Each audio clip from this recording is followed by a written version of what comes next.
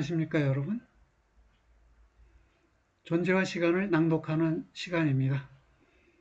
이 시간은 제8절 논문의 개요라는 부분을 낭독합니다. 서론의 마지막 절입니다. 서론이 모두 8개의 절로 이루어졌는데 그 중에 마지막 부분이고요. 분량은 매우 간단합니다. 일찍 끝날 수 있겠습니다. 원서로는 52쪽입니다. 읽겠습니다. 존재의 의의에 대한 물음은 가장 보편적이고 가장 공허한 물음이다. 그 물음 속에는 그러나 동시에 그때마다의 현존재 애로에 그 물음에 고유하고 가장 예리한 개별화의 가능성이 놓여 있다. 예, 가장 보편적이고 가장 공허하다. 그렇죠? 있는가 없는가? 있다.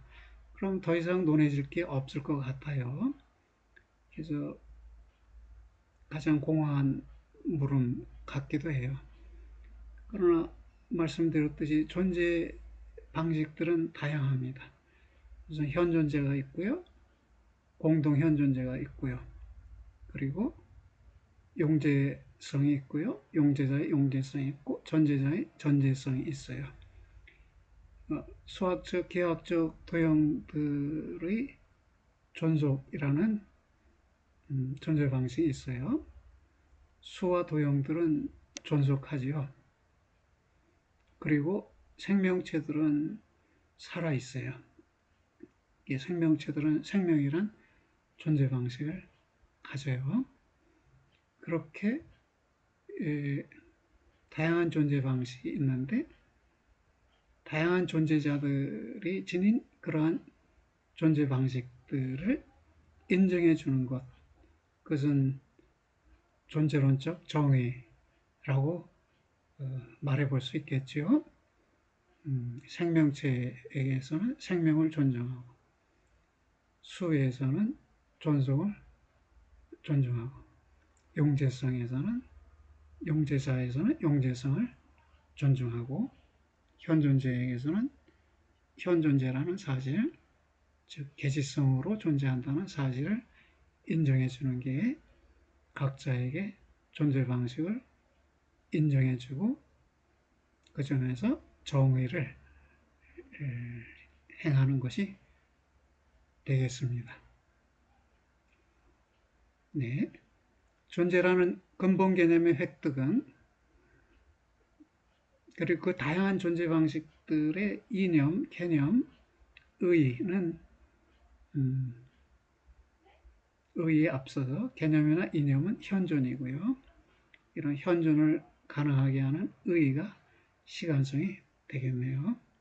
그렇다면 공허한 물음이 아니라 매우 복잡한 물음이 되겠네요.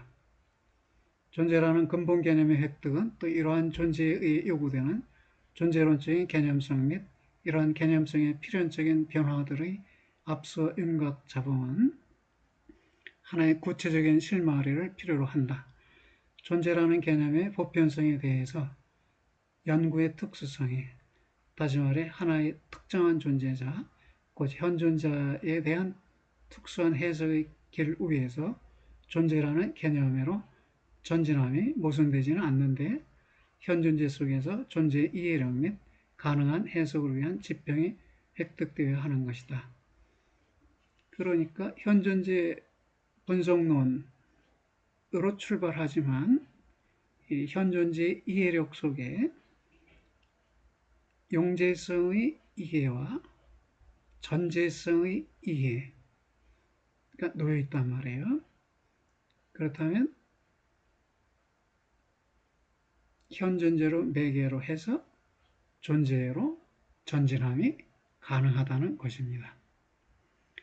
이러한 존재자 자체는 그런데 자체에 있어서 역사적이고 그래서 이러한 존재자에 대한 가장 고유한 존재론적인 철저히 밝힘은 필연적으로 하나의 역사학적인 해석으로 된다. 그렇다면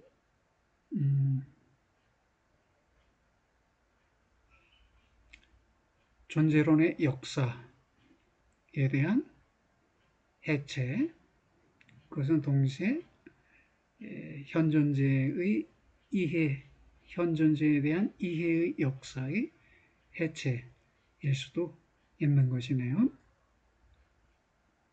하이데거에게서 역사성은 매우 중요해서요. 철학사를 해체적으로 회복하는 것, 그리고 인간에 대한 이해를, 전통적 이해를 해체적으로 회복하는 것, 그런 것들은 모두 역사학적인 해석이 되고 동시에 역사적인 해석도 됩니다. 회복하는 해석이라는 의미에서는 역사적 해석이 돼요. 역사학적인이라는 말은 히스토리쉐라는 말이고요. 이거는 학문적인 이라는 말이죠. 역사라는 학문에 관련된 이런 것이고, 역사적이라는 것은 게슈히트리히라는 것인데, 그는 발생적이라는 의미예요. 현 존재가 회복의 방식으로 자신의 존재를 발생시킨다. 옛 조상들이 지닌 존재의 가능성들 중에 하나를 내가 회복하여 그것을 내가 실현할 때 나의 존재가 발생하고, 이러한 발생이 근원적 의미에서의 역사라는 것입니다. 그리고 이 근원적 의미의 역사와 더불어서 이른바 세계 역사라는 것, 세계사라는 것이 성립할 수 있다는 것입니다. 뒤에서 자세히 논의가 되겠네요. 존재의 물음의 마무리는 그래서 두 개의 과제 속으로 갈라진다. 그것들에 상응하는 것이 두 부분으로의 이러한 논문의 마디 나눔이다. 이렇게 해죠. 시간성의 제1부는 시간성에 의거한 현존재 해석과 존재 물음의 초월적 지평인 시간의 해설이라는 것이고요. 제2부에서는 시제성의 문제 체계를 실마리로 삼는 존재론의 역사의 현상학적 해체의 근본 특징들이라는 것입니다. 제1부는 세 편으로 구성된다. 1편은 현존재의 예비적 기초 분석이고, 2편은 현존재와 시간성이고, 3편은 시간과 존재입니다. 2편까지만 출간이 되었어요. 이 3편 시간과 존재는 출간되지 않았고요. 2부도 마찬가지로 출간되지 않았는데 하이데거의 다른 저작들 속에서 부분적으로 다뤄지고 있습니다. 제2부도 마찬가지로 3중적으로 마디 나눠진다. 1편이 도직론에 대한 또 시제성의 문제체계의 앞선 단계로서의 시간에 대한 칸트의 해설, 칸트의 시간론을 해설한다는 것이고요. 칸트의 학설이네요. 그리고 데카르트의 코기토 줌, 나는 사유한다, 나는 존재한다의 존재론적 기초와 그래서 코기탄스, 사유하는 사물의 문제체계 속으로 중세의 존재론을 넘겨받음이고, 3편은 고대의 존재론의 현상학적 기반 및 한계들의 식별 기준으로서의 아리스토텔레스의 시간 논문이라는 것입니다. 이 제2부에서는 존재론의 역사학적 해체가 시도되는 것이고요. 우선 가장 가까운 칸트로부터 출발해서 그의 시간론을 현상학적으로 해체하고, 그 다음에는 데카르트의 사유하는 사물, 인간을 사유하는 사물로 해석했는데, 이러한 해석은 중세의 존재론을 그대로 넘겨받은 것에 해당한다는 점을 밝히고요. 그리고 나서 중세 존재론은 고대 존재론을 넘겨받은 것이란 말이에요.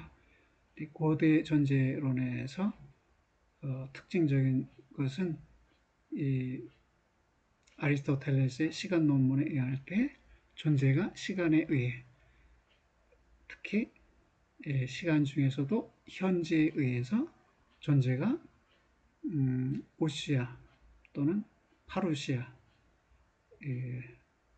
번역해서 현존성으로 해석된다는 점을 밝힌다는 것이에요. 하이데거가 말하고 싶은 것은 시간에 의해 존재가 규정되는데 현재라는 시간에 의해서만 규정되는 게 아니라 과거와 현재, 미래라는 이 시간의 3차원에 의해서 균등하게 존재가 규정되고 있다는 말이에요. 그래서 고대 존재로는 존재를 현존성으로 해석한 것은 절반은 잘한 것이고 절반은 못한 것이라는 것이에요.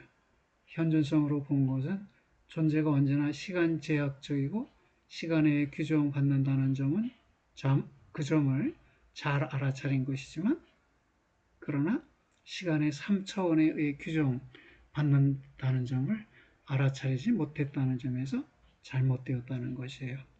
그래서 아리스토텔레스의 시간은 지금의 연속으로서의 시간, 현재로서의 시간이 됩니다. 이렇게 해서 끝나버렸네요. 이제 서론이 끝나고 이제 제1부 시간성에 의거한 현존지 해석과 존재의 물음의 초월적 지평인 시간의 해설. 시간과 존재가 간행되지 않았기 때문에 아마 이 뒷부분은 논의되지 않는 것이고